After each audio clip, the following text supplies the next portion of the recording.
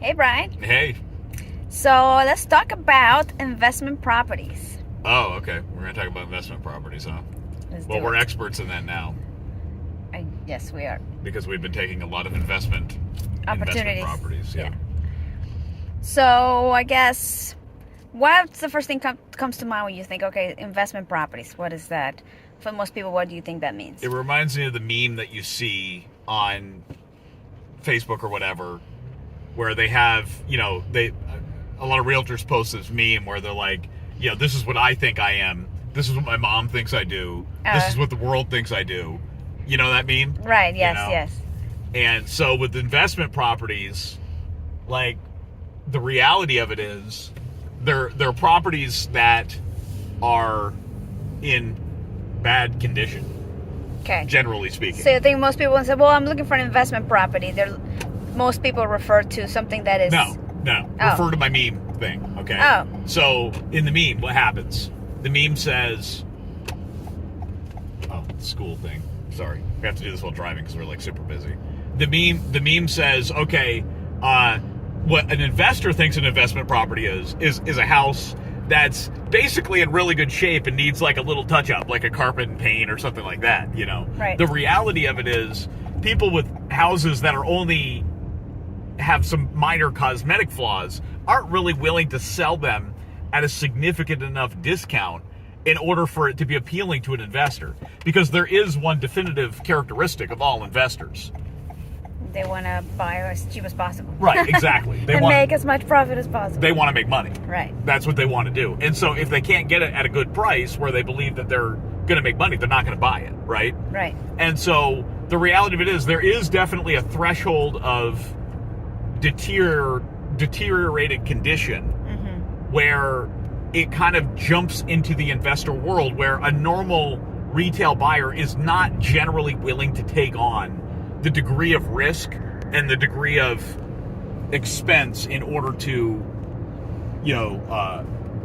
fix the property up to the level it would need to be in. Okay. So that's the meme. Like, the investor thinks, I'll buy the house that needs a coat of paint, and the reality of it is they won't, because they can't get it at a big enough discount. But they will. But where the real profit margin is the property that really needs a lot of work, because that's where an investor really provides value to society.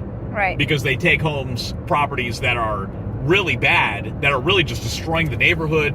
It's not good for the owner. It's going down in value because it's getting worse and worse. And so the investor has the opportunity to come in there, fix that up. They make a profit. The owner gets money in their pocket. It improves the neighborhood. And now a new person gets a home to live in. Like, so many people benefit from that. It's actually kind of a beautiful thing. Kind of love that. Right. And I guess it is, in a way, it's better for an investor when the property needs a significant amount of work, because it also probably decreases your competition, because there's only so many investors that will be able to take on a huge project, like 100,000 plus or something like that, right, exactly. Where, most people can do a kitchen and bath rehab, relatively easy, for your average investor. Right. So you're competing with more people if the rehab is smaller in nature, I guess. Yeah, okay, very good. Exactly. So what would be your advice if people that are competing in this market for those opportunities that might be rare? What should they do when they're writing the offer, or when they're looking? So, that's a great question. It's tricky, and everybody's a little bit different, but you just have to understand that if you're an investor, you're competing against other investors, because there's only so many investment opportunities that exist in the market. Right. Especially in a low inventory environment. Sure. Yeah. Any inventory environment, doesn't matter. I mean, if inventory is high, it doesn't mean that all the houses are going to be sold. I mean, they might, the prices might drop, but they're all dropping. So in a high inventory environment, it's actually, in many cases, it's harder to invest, especially if you're flipping, right? Remember, we're actually really not talking about investing. We're really talking about flipping, which is a very particular type of investing, right? Because that's what most of these people are looking to do. They're looking to flip. Right. And in a deteriorating price environment, it's not the perfect time to flip, because you buy the house, even if you buy it well, the intrinsic value is declining, and that makes it harder to profit. And so Yeah, it doesn't matter the quantity of inventory. It matters the quantity of houses that you can pick up at a significant enough discount where you'll make a significant enough profit for it to be worth your effort, right? So what to the tips? Well, you have to understand what you're dealing with, right? So number one tip is recognize reality. Recognize what you're dealing with, what you're looking for, what makes sense and what doesn't, where you're going to actually make money. A big mistake flippers make is they pay too much money. So you need something that is in a condition that's deteriorated enough that you could pick it up at a price point that you'll turn a nice profit. You're competing with other seasoned investors. Many of these people will make cash offers sight unseen. They won't call and ask questions. They're not worried about the age of the roof. They're not worried about the condition of the plumbing. They're not worried if there's liens on the house. They're making the bid. They're making the offer. No contingencies. And if you're not willing to play that game, you're going to have to make a lot more offers because the people you're competing with, that's how they play it. And so you have to really become accustomed to the environment of purchasing homes that are investment properties. And if there's a house on the market and it's underpriced because of the condition, it's going to have a ton of offers. And so you have to be able to come in fast and strong. Those are the only ways you're going to win. Right. Those are the only ways you're going to win. There's no secret. A seller, just because you call them and you ask them questions and you think that you might be able to, twist the deal in a certain way, they're looking for money. And if somebody makes a higher offer, it doesn't matter how good of a relationship you have with them, they're going to take more money. They're not going to turn that down. Right. All right. So you have to come in super fast and super strong, and you have to recognize the risk that entails, and you have to accept that up front. Otherwise, you're not going to play the real investment game, Very good. Okay, now let's talk about interest rates. Yes. You're checking the maps. Let's make sure Well, I need to make sure that we're driving in the right place. I know. So. Not only is Julie my co-host, but she's also my navigator and, passenger seat driver. So that's always fun. Interest rates? Yes. So what's going on with the interest rates right now? Well, so a brief history, right? Interest rates were real low. Market was real good. Interest rates went really high.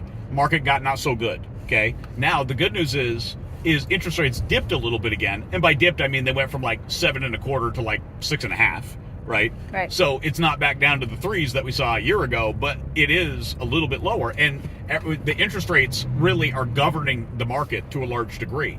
And when they dip even that much, all of a sudden you see a little influx of buyers. So the market's kind of had a nice little uptick. Yeah, uptick because of we just passed our turn. Oops. A nice little uptick because of the nature of the buyers and everything else. Very good. Because of the interest rates and everything else. So now that doesn't mean we're out of the woods yet, though. By the way, because just because the interest rates drop a little bit, you expect this. This proves that the interest rates are governing the real estate market, the strength of it, and the value of homes. Right. And so what you need to pay attention to is what happens with those interest rates. If they do raise them more throughout this year, expect more pain in the real estate market. It's very likely. You have to plan on that. And if they drop them, you should really take advantage of that. And if you're looking to take advantage of lower rates, sell a house or buy a house, I would recommend you jump into it like they have in the past month. A lot of people are taking advantage of that right now. And they might be locking in rates, by the way, even at 6.5% or 6.25%, whatever they might be.